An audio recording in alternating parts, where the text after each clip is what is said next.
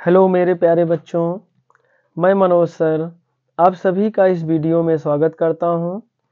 जैसा कि बच्चों कक्षा 10 व अन्य प्रतियोगी परीक्षाओं के लिए या अन्य जो भी परीक्षाएं होती हैं उन सभी में बहुविकल्पी के रूप में जितने भी छंद से रिलेटिव प्रश्न हैं बहुविकल्पी के, आज वो सभी हम इस वीडियो के माध्यम से आप सभी के समक्ष लेकर प्रस्तुत हुए हैं।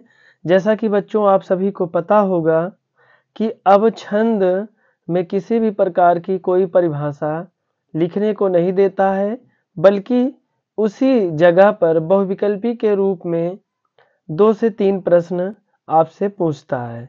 तो आज बच्चों हम आप सभी के लिए छंद से जितने भी बहुविकल्पी बनते हैं, अर्थात ये कहिए कि छंद में जितने भी बहुविकल्पी प्रश्न बन सकते हैं, आज हम आपके सामने प्रस्तुत कर रहे हैं। आइए बच्चों हम वीडियो को स्टार्ट करते हैं और आपको एक एक प्रश्न बढ़िया से समझाते हुए चलते हैं। जैसा कि यहाँ पहला प्रश्न है, छंद के जन्मदाता किसे माना जाता है? तो कौन थे? आचार्य पिंगल। ये जो है छंद के क्या है? जन्मदाता है। दूसरा, छंद शब्द किस धातु से बना है? तो छंद जो है छिदि धातु से बना है। तीसरा प्रश्न देखेंगे, छंद के कितने अंग माने गए हैं? जैसा कि छंद के 7 अंग माने गए हैं। पहला वर्ण, दूसरा मात्रा, तीसरा यति, चौथा गति, पांचवा तुक, छठवां गण, सातवां लघु और गुरु। चौथा प्रश्न देखेंगे, छंद में कुल गणों की संख्या कितनी है? जैसा कि आपको पता होगा कि छंद में कुल 8 गणों की संख्या है। सूत्र इसका है यमाता राज भान सलगा। या से बना है यगड़, मा से बना है मगड़, ता से बना है तगड़, रा से बना है रगड़, जा से बना है जगड़, भा से बना है भगड़, ना से बना है नगड़, सा से बना है सगड़। क्योंकि आगे नहीं बनेगा, जब इसका हम निकालेंगे तो या से यगड़ होता है तो या माता हो जाएगा। फिर उसके बाद मा आएंगे तो क्या हो जाएगा? मातारा हो जाएगा। फिर ता से लेंगे तो ताराज हो जाएगा। फिर यहाँ रा से लेंगे तो राजभा हो जाएगा। फिर उसके बाद यहाँ जा से लेंगे तो जभान हो जाएगा। भा से लेंगे तो भानस हो जाएगा। और इसके बाद न से लेंगे तो नस्ल हो जाएगा। इसके बाद बनेगा ही नहीं। तो कुल मिलाकर 8 गणों की संख्या है। थोड़ा सा यहाँ ऊपर देख लेते हैं।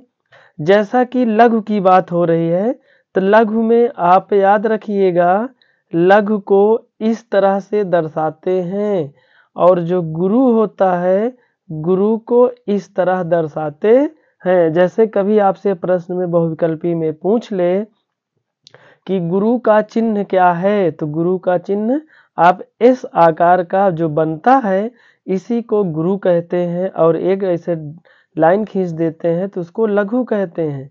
जब इसकी मात्रा की गणना होगी तो इसकी 1 मात्रा होगी गणना और इसकी 2 मात्रा की गणना होगी। इसको याद रखिएगा। अब आगे चलते हैं।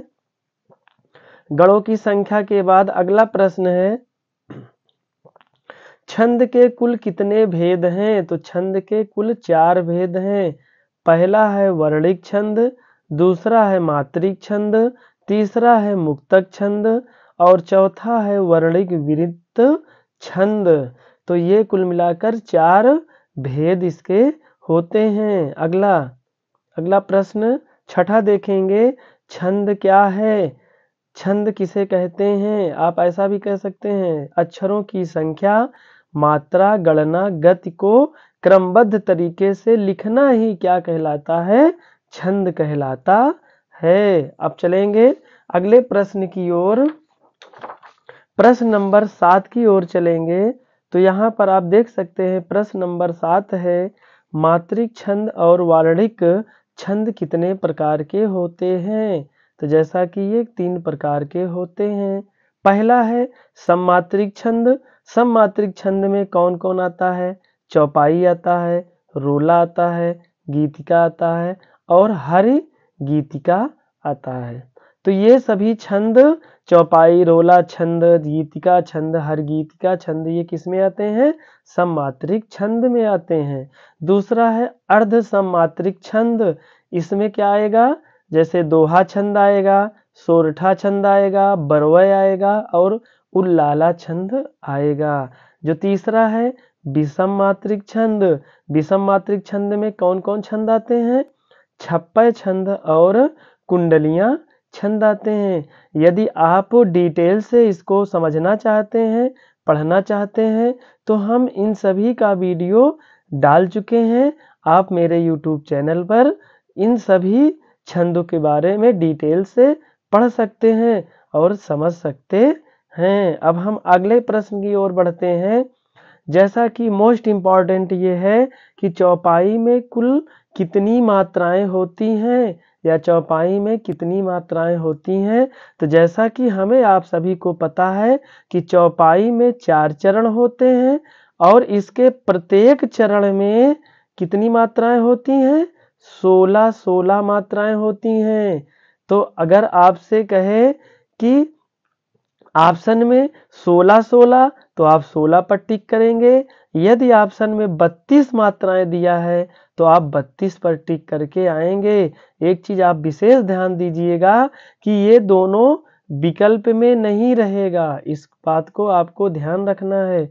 इन दोनों में से कोई एक ही आएगा। तो जो रहेगा आप उसी पर टिक करेंगे। अगर 16 मात्राएं आएगी तो 16 पे टिक करेंगे और अगर 32 मात्राएं आएगी तो 32 पर टिक करेंगे। इस बात को ध्यान रखना है। अब आगे चलते हैं। अगला प्रश्न है रोला छंद में कितनी मात्राएं होती हैं। जैसा कि हमें आप सभी को पता है कि रोला छंद में भी 24 मात्राएं होती हैं। इसमें हमें याद रखना है कि यदि यति की बात करेगा कि रोला छंद में कितनी मात्राओं पर यति होती है, तो याद रखिएगा 11-13 मात्राओं पर क्या होती है? यति होती है। यति का मतलब ऐसे कामा लगा रहेगा, तो कामा को ही क्या कहा जाता है? यति कहा जाता है। अब आगे चलेंगे। गीतिका छंद में कुल कितनी मात्राएं होती हैं, या कितनी मात्राएं हैं गीतिका में? तो कितनी मात्राएं होती हैं? 16 मात्राएं होती हैं। अगला प्रश्न, हर गीतिका छंद में कितनी मात्राएं होती हैं? तो कुल टोटल 28 मात्राएं होती हैं। अब आगे चलेंगे। दोहा छंद में कितनी मात्राएं होती हैं? ये भी इम्पोर्टेंट है, इसको भी आप याद रखिएगा।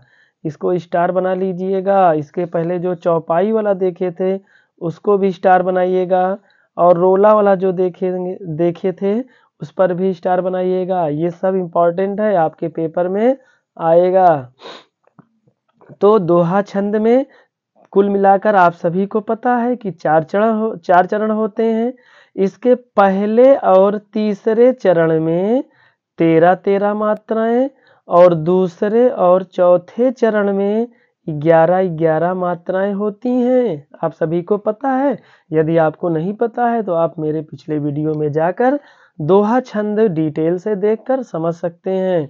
तो यदि आपको ऑप्शन में 13-11 दिया हो तो उस पर टिक करेंगे, और यदि 24 दिया है तो उस पर टिक करेंगे। तो हमें ध्यान देना है कि हमें आपको कंफ्यूज करने के लिए एग्जामिनर क्या करता है, 11-13 की जगह 24 दे देता है। तो आप क्या करते हैं, समझ ही नहीं पाते हैं किस विकल्प पे लगाएं। क्योंकि पिछले बार ये प्रश्न पूछा था कि दोहा छंद में कितनी मात्राएं होती थी, तो वहां पर 24 मात्राएं दिया था, तो बच्चे कंफ्यूज हो गए थे। तो यहाँ पर आपको कंफ्यूज नहीं होना है, इसीलिए हमने आपको 2 ऑप्शन के माध्यम से यहाँ पर समझाने की कोशिश कर रहे हैं। यदि आपको 13-11 दे तो 13-11 पे लगाएंगे, यदि 24 मात्राएं दे तो 24 मात्राओं पर लगाना है। आगे चलेंगे। सोरठा छंद में कितनी मात्राएं होती हैं? तो अभी जैसा कि हमें आपको पता है, हमने अपने पिछले वीडियो में आपको समझा रखा है कि दोहा का उल्टा सोरठा होता है। तो इसमें 13-11 होगा, तो इसमें 11 और 13 मात्राएं होगी। इसमें भी 4 चरण होते हैं। और यदि अगर 11-13 दिया हो तो 11-13 पर टिक करेंगे, और 24 पर दिया हो तो 24 मात्राओं पर टिक करेंगे। अब हम चलेंगे अपने अगले प्रश्न की ओर। बरवय छंद में कितनी मात्राएं होती हैं? तो हमें सब आपको पता है कि 19 मात्राएं होती हैं। अगला प्रश्न है, उल्लाला छंद में कितनी मात्राएं होती हैं? तो कुल कितनी मात्राएं होती हैं? 28 मात्राएं होती हैं। अब हम चलेंगे अपने अगले प्रश्न की ओर। हमारा अगला प्रश्न है, यहाँ पर आप देख सकते हैं कि छप्पय छंद में कितनी मात्राएं होती हैं? जैसा कि छप्पय में कुल 6 चरण होते हैं। यहाँ पर हमें आपको ध्यान देना है कि प्रथम, द्वितीय, तृतीय और चतुर्थ चरण में 24-24 मात्राएं, और पांचवा और छठे चरण में यानी पांचवें और छठे चरण में 28-28 मात्राएं होती हैं। तो इस बात को आप याद रखिएगा कि जब पूछेगा कि छप्पय में पांचवें और छठवें चरण में कितनी मात्राएं होंगी, तो आपको बताना है 28-28 मात्राएं। और अगर फर्स्ट यानी पहले, दूसरे, तीसरे चरण में पूछेगा तो 24-24 मात्राएं लिखना है। अब हम चलेंगे अगले प्रश्न की ओर। यह भी प्रश्न हमारा इंपॉर्टेंट है। कुंडलियां छंद में कितनी मात्राएं होती हैं? तो कुंडलियां में कुल मिलाकर कितनी होती हैं? 24 मात्राएं होती हैं। यदि चरण की बात करेगा तो इसमें कुल 6 चरण होते हैं। अगला प्रश्न, इंद्र वज्रा छंद में कितनी मात्राएं होती हैं? तो हमें आपको पता होना चाहिए कि कुल 11 मात्राएं होती हैं। अगले प्रश्न की ओर चलेंगे। उपेंद्र वज्रा छंद में कितनी मात्राएं होती हैं? तो कितनी होती हैं? 11 मात्राएं होती हैं। अगला है, सवया छंद में कितनी मात्राएं होती हैं? तो कुल 23 मात्राएं होती हैं। अगला, कवित्व या फिर इसको कहते हैं मनहरण छंद में कितनी मात्राएं होती हैं? तो इसमें आपको ध्यान देना है, यदि 16 और 15 दिया हो तो उस पर टिक करेंगे, और यदि 21 दिया हो तो हम उस पर टिक करेंगे। अगला प्रश्न है, द्रुत विलंबित छंद में कितनी मात्राएं होती हैं? तो कुल कितनी मात्राएं होती हैं? 12 मात्राएं होती हैं। अगला देखेंगे, मंद क्रांता छंद में कितनी मात्राएं होती हैं? तो कुल कितनी मात्राएं होती हैं? 17 मात्राएं होती हैं। अगला प्रश्न है, वसंत तिलिका छंद में कितनी मात्राएं होती हैं? तो 14 मात्राएं होती हैं। अगला है, मालिनी या फिर इसको कहेंगे मंजू मालिनी छंद में कितनी मात्राएं होती हैं? तो 15 मात्राएं होती हैं। अगला है, वंशस्थ छंद में कितनी मात्राएं होती हैं? तो इसमें जो है 12 मात्राएं होती हैं।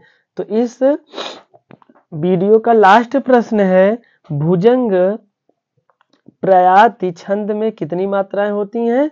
तो 12 मात्राएं होती हैं। तो बच्चों, आपको ध्यान देना है कि हमारे बोर्ड पेपर में इससे ज्यादा छंद में और प्रश्न नहीं बन सकते हैं। तो जितने भी बहुविकल्पी बन सकते हैं हर एक परीक्षाओं के लिए और कक्षा 10 के परीक्षाओं के लिए भी हम आपको इस वीडियो में समझाए हैं। आप इसको अच्छी तरीके से पढ़िए और याद करिए, और जब भी जहां भी प्रश्न इस तरह से मिले आप उसको जो है अच्छी तरह से कर सकें। तो बच्चों, हमारा वीडियो कैसा लगा आप लाइक, शेयर, कमेंट के माध्यम से हमें बताएंगे। हम आपसे नेक्स्ट वीडियो में मिलते हैं बच्चों बहुत ही जल्द।